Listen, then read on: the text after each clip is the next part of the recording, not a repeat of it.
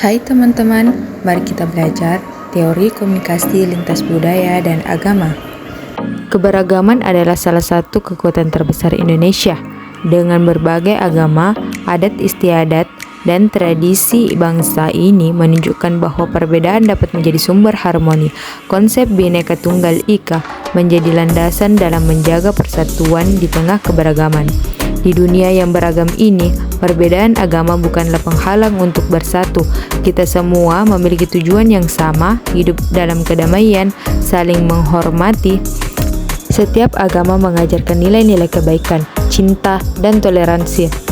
Namun realitanya ada beberapa di antara kita masih ada yang menolak atau mendiskriminasi orang berdasarkan keyakinan agama mereka, melakukan tindakan kekerasan atau ancaman terhadap individu, menyebarkan ujaran kebencian, melakukan perlakuan tidak adil terhadap seseorang berdasarkan agama mereka seperti dalam pekerjaan atau pendidikan, menghalangi orang untuk melaksanakan ibadah ataupun praktik keagamaan.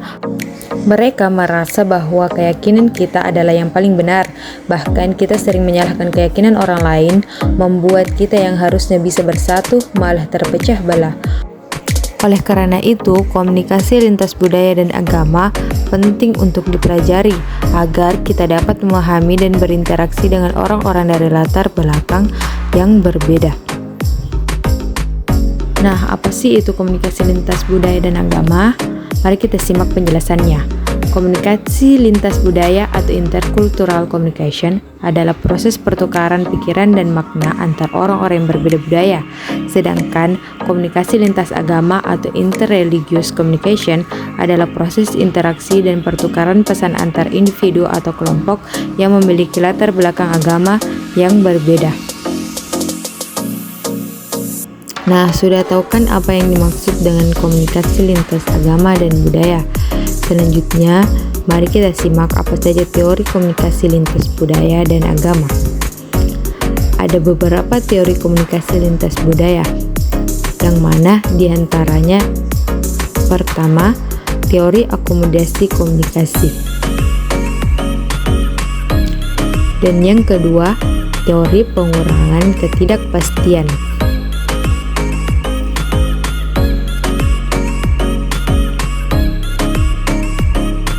Ketiga, teori manajemen kecemasan dan ketidakpastian. Dan yang keempat, teori pengelolaan identitas. Kelima, teori negosiasi muka. Dan yang keenam, teori relativitas linguistik. Nah, selanjutnya teori komunikasi lintas agama. Yang pertama, teori dialogis dan dialog antariman.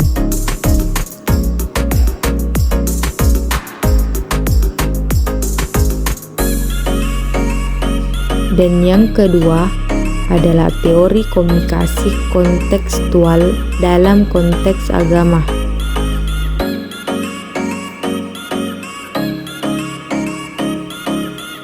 Dan yang ketiga, pendekatan hermeneutis dalam komunikasi antariman. Nah, itulah tadi beberapa teori komunikasi lintas budaya dan agama. Dengan memahami teori ini, kita dapat menciptakan pemahaman toleransi dan harmoni di tengah keberagaman.